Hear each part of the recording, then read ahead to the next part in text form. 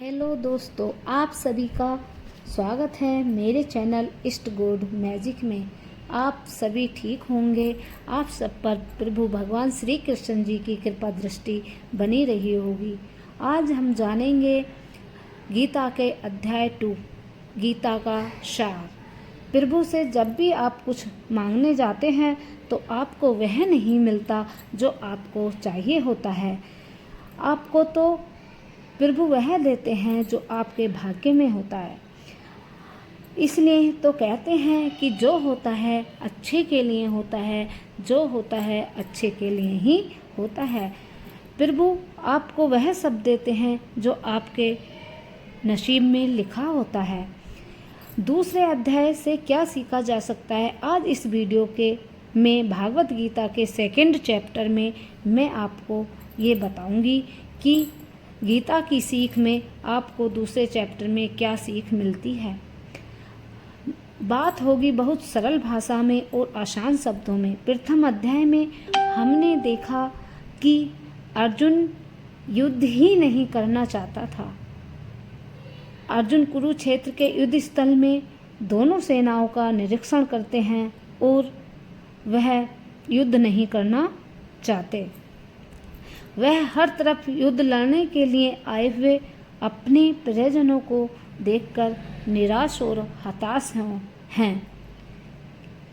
वह हर तरफ से लड़ने के लिए आए हुए परिजनों को देखकर हताश हैं। अपना धनुष छोड़कर रथ के पीछे जाकर बैठ जाते हैं और अपने परिजनों के प्रति मोह में पड़कर भावुक होते हुए भगवान श्री कृष्ण जी से वह कहते हैं कि हे ईश्वर, हे केशव, युद्ध ना करने की बात कहते हैं।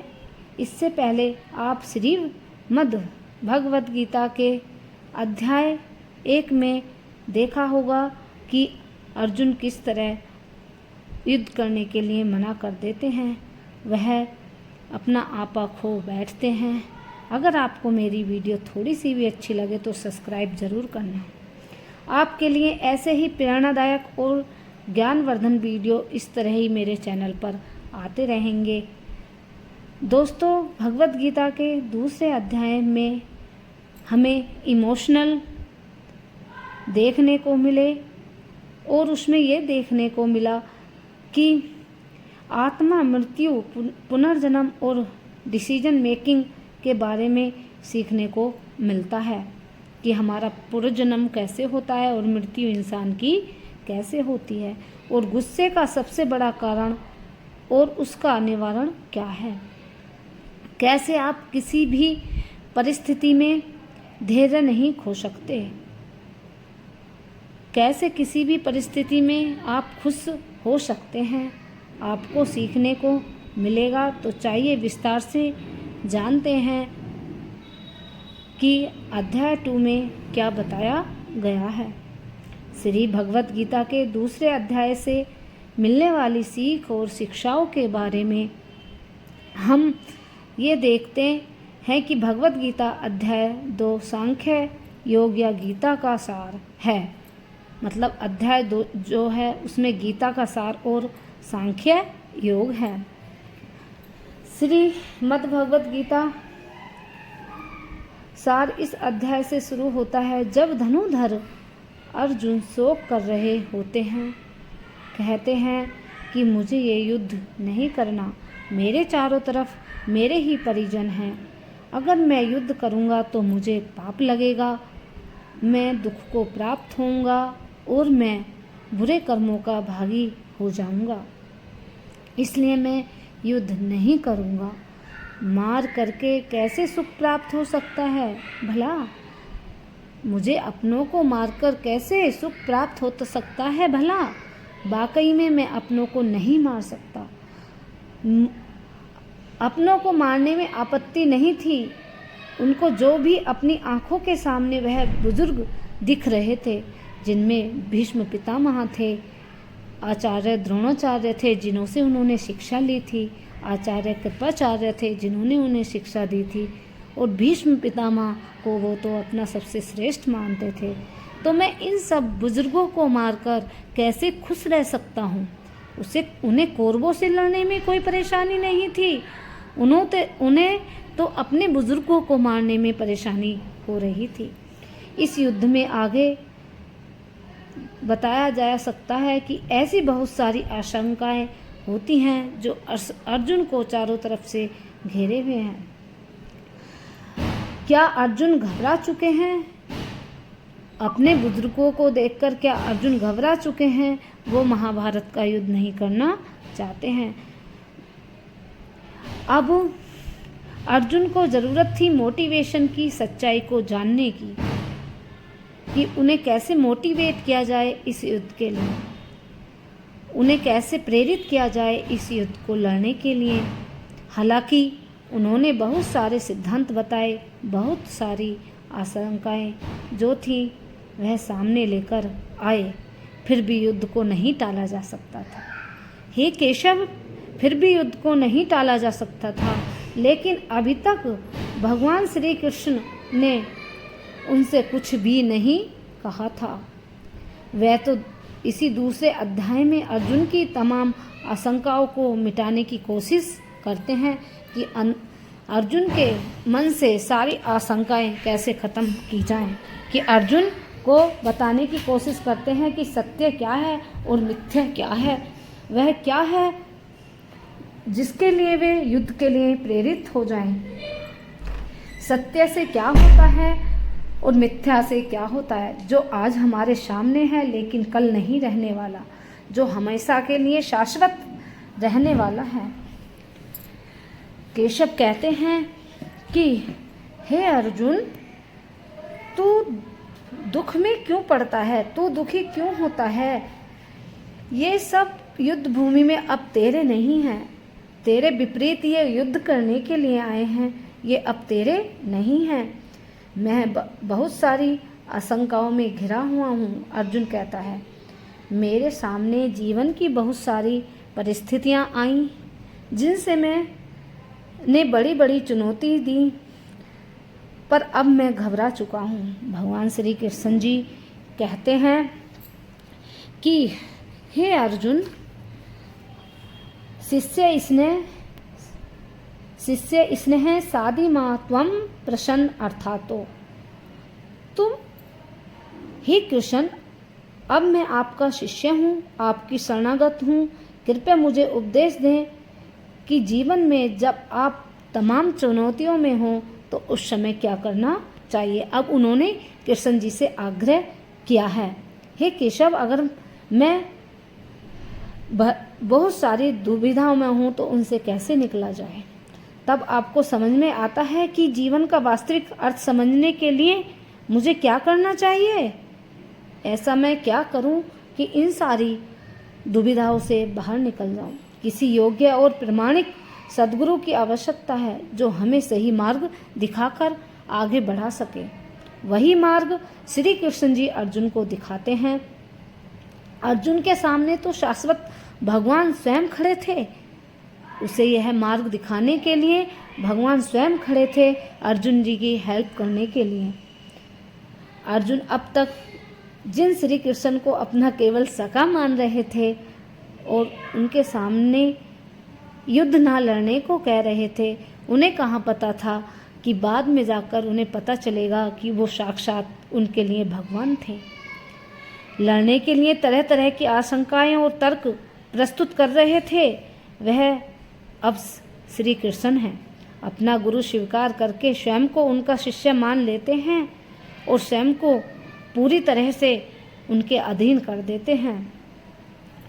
अर्जुन से श्री कृष्ण की शरण और में सौंपकर उनसे आग्रह करते हैं कि हे श्री कृष्ण, मैं सही और गलत को नहीं समझ पा रहा हूँ, झूठ और मिथ्या को मैं नहीं समझ पा रहा हूँ, इसलिए मैं आपकी शरणागत हूँ।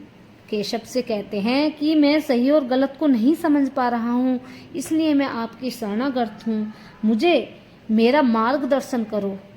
हे प्रभु, मेरा मार्ग दर्शन करो।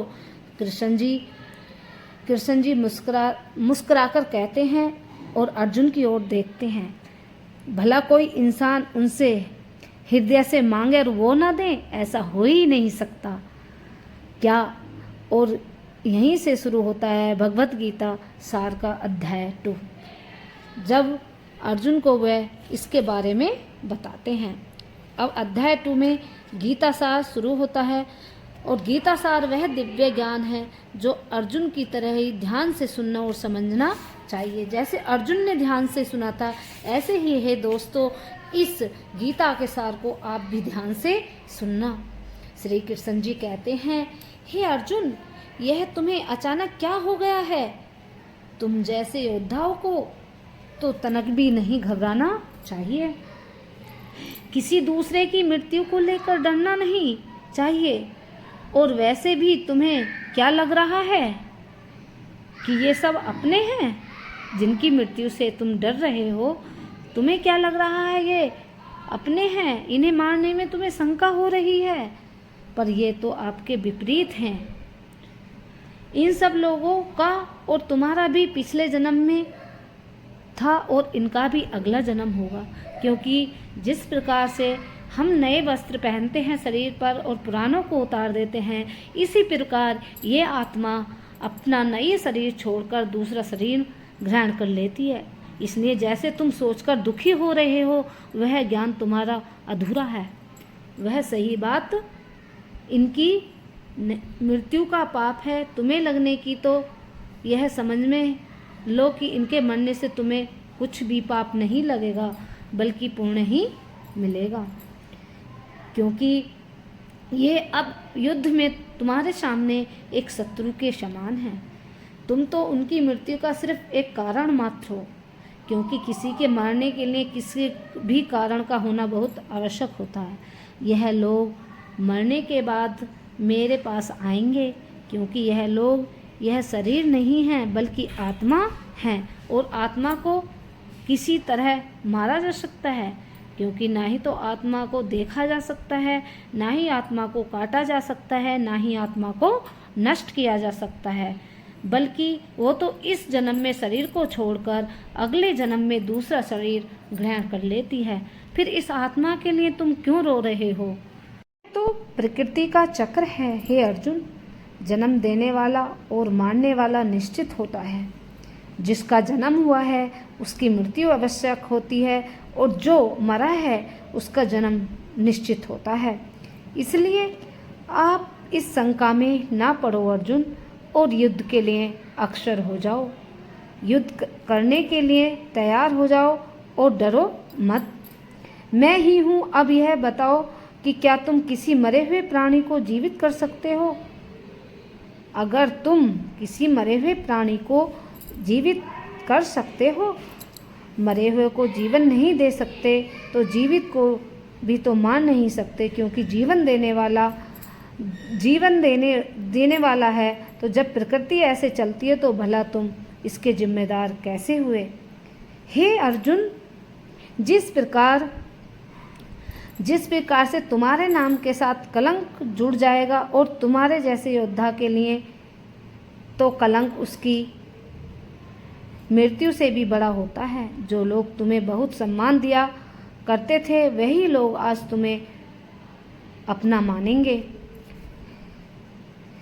कृष्ण ने मधु नामक असुर का वध किया था, और अब अर्जुन चाह रहा था कि कृष्ण जी उस अज्ञान रूपी असुर का वध करें, जिसे उसके कर्तव्य से विमुख रख रखा है। यह कोई नहीं जानता था कि करुणा का प्रयोग कहाँ से होना चाहिए।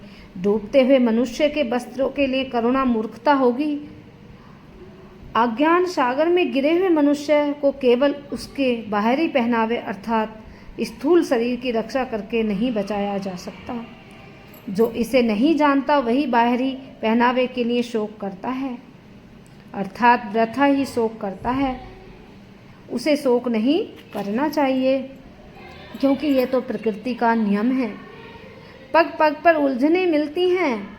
प्रामाणिक गुरु के पास जाना आवश्यक होता है, जो जीवन के उद्देश्यों को पूरा करने के लिए समुचित पद निर्देशक दे सकते हैं। हे केशव, आप मेरा भी मार्गदर्शन कर रहे हो, तो आपसे मैं कहना चाहता हूँ कि युद्ध करें और अनावश्यक रक्तपात का कारण बने। यद्यपि क्षत्रिय होने के नाते युद्ध करना उसका धर्म है। यह फिर भी वह युद्ध से विमुख होकर भीख मांगकर जीवन यापन करें। यदि वह शत्रु को जिताता नहीं तो जीविका का एकमात्र साधन भिक्षा ही रह जाता है।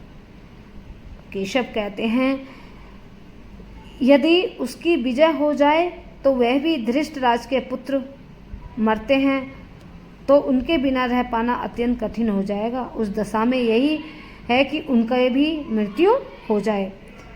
अर्जुन द्वारा व्यक्त इस प्रकार के ये विचार सिद्ध करते हैं कि वह तो न केवल भगवान का महान भक्त था, अपितु वह अत्यधिक प्रबुद्ध और अपने मन और इंद्रियों पर पूर्ण नियंत्रण रखने वाला था। राज परिवार में जन्म लेकर भी भिक्षा के द्वारा जीवित रहने की इच्छा उसकी विपरीत का दूसरा लक्षण था। इस प्रकार अर्जुन को केशव समझाते हैं कि इन सबको छोड़ो, सुख भोगो। अर्जुन, तुम्हें आज तक जितना भी सीखा है वह मेरे इस दिव्य ज्ञान के आगे बहुत छोटा है। कर्मण वाधिका रास्ते माँ फलेषु कदाचिन, अर्थात तुम्हें अपने निश्चित कर्मों का पालन करने का अधिकार है, लेकिन तुम अपने इन कर्मों का कारण मत बनो और ना ही कर्म रहने में आसक्त रखो। तुम कर्म करने से पहले ही उसके परिणाम के बारे में सोच रहे हो, जबकि तुम्हारा यह जान लेना चाहिए कि तुम अपने काम करो और मैं अवश्य ही अपना काम करूँगा। स्थिर रखने यानी कि अपने इमोशंस और थॉट्स को कंट्रोल करने को कहा है, तो यह कैसे हो सकता है? करूँगा। इस प्रकार श्री कृष्ण जी कहते हैं कि जो भी व्यक्ति अपने मन की सभी इच्छाओं को अपने बस में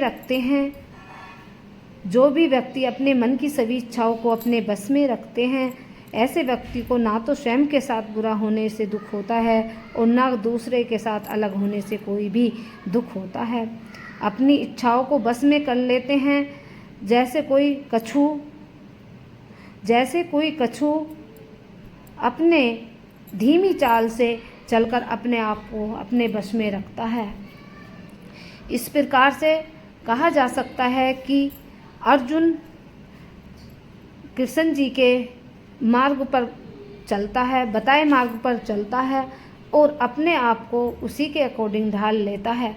अब मेरी वीडियो यहीं समाप्त होती है। अगर आपको थोड़ी सी भी अच्छी लगे तो लाइक करना, सब्सक्राइब ज़रूर करना चैनल को। Thank you.